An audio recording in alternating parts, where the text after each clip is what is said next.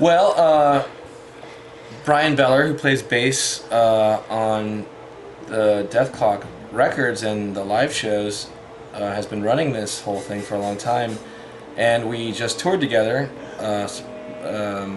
last fall because we just released a third Dethklok record, and somewhere around Christmas time he called me and said, "What would you think about doing this solo record that you did?" Because Brian played on the solo record too, and Gene Hoglan, who plays on the Dethklok stuff too. He said, "Why not try to put this together for the headlining act?" And I thought, well, this record is really going to be hard to do live because vocally it's got tons of vocals, and I actively didn't.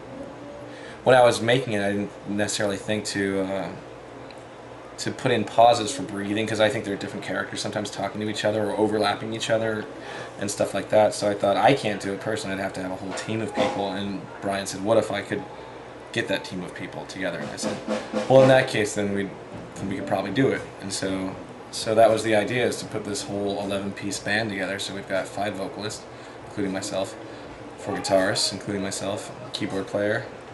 I know 6 vocalists. 1, 2, 3, 4, 5, 6, including myself. And a great drummer named Tim Young, who is filling in for Gene Hoglan because Gene's on tour. We can close that thing if it's too loud.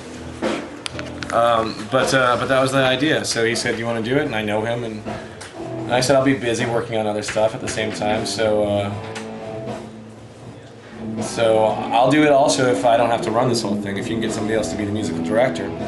And so we both thought of Jude Gold, who's this amazing guitar player, and he writes for Guitar Player magazine, and he's a really good player and all that stuff. And he's been the organizer of all the day-to-day stuff, and he's great. Wow, that's pretty awesome. Yeah. It's a huge band. I saw them downstairs.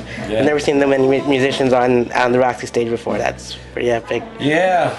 Well, we did one other show about a year and a half ago. Mike Keneally and I and a whole bunch of other musicians, and Joe Travers, who's playing tonight, did a whole evening of Queen where we had 3 guitars. So it's Rick Mussolem, who's in the Galaktikon live band, and Mike Keneally and myself. And we did a whole evening of Queen music, and it was really fun. We had a whole bunch of vocalists also for that. We had about 6 vocalists doing that. So we knew that we could probably occupy a bunch. We knew from that this can possibly be done, you know. Oh, there are a lot of guitar solos that I really like, because if you listen to the stuff I do, I'm pretty much ripping off Brian May from Queen all the time, and his big harmonies and some of the other things that he does, even like his vibrato and stuff. I'll try to rip off every once in a while, which I'm not ashamed of. Why not? I mean, if you rip somebody off, rip off a good guy. Most definitely. I really like doing. We did the good old-fashioned Lover Boy solo, which is a really cool solo. That was something that I really enjoyed doing. We also did the Flash Gordon theme, and we opened up the whole show with that, and that was really fun. Well, it's a really good song. You know, it's that simple. It's a very good song, and it's very epic, and it's a very musically challenging piece to play, from piano to vocally to guitar to all that stuff, and it's got it's just really over the top and grandiose, you know. And it takes a lot of to do it accurately. It takes a lot of humans in the room together. So yeah, I don't know. That's not my favorite song though. Oh. I have other favorites beyond that. Oh, one song that we didn't. Oh wait, did we? We didn't do it. There's a song that I really like called "The Prophet Song" off the same record. It's a Brian May song that I think is one of the coolest, most epic rock songs of all time.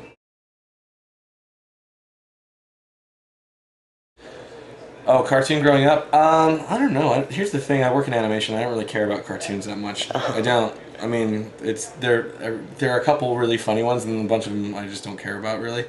Growing up, I wasn't even into, like, the Saturday morning stuff that much. I mean, I watched it, but I didn't like, think about it. For sure. You know? I really liked the Ralph Bakshi stuff, like Fire and Ice and The Lord of the Rings, where it was, like, people of human proportion. I also liked American Pop, and the movies that were done in the early 80s and late 70s, those were cool to me. Because also they were violent and fucked up and more interesting, but I didn't sit there going crazy over Bugs Bunny or anything. I didn't really. I was like, there's Bugs Bunny again. Right. I guess I'll watch it because there's nothing else to watch. Galaktikon, I just thought it sounded like a, because the whole thing is this outer space story, and I thought that sounds like an outer space story to me, Galaktikon, and so that's why, and so it's kind of fun to invent a word because you don't step on other people's toes as far as copyright and stuff like that. Dethklok was something that was when we were developing the show. The other guy had written down a whole bunch of words on a page, and I just saw those two words and they leapt out to me, and I thought that's two syllables. You can chant it. And an audience does chant it when we go out and play, and it's an easy thing to say. It's hard to say fast though. I've noticed in a current project I'm working on. For some reason, I have to say Dethklok very fast, and that's hard to say. But I just thought it sounded like a cool band name, and I think there's some really good bands out there with really crappy names that sometimes it's a turnoff because you want the band to have a cool name. The band Mastodon, I think that's a cool name. Yeah. And it's a good chanting name. 3 syllables, easy to hear. Yeah, but that's a great band name. Metallica is a cool band name. But yeah, those are the reasons.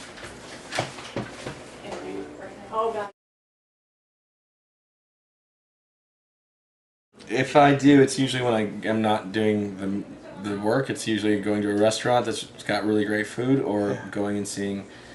When I was in New York last time, I got to see The Book of Mormon, and I got to see Glengarry Glen Ross on Broadway with Al Pacino.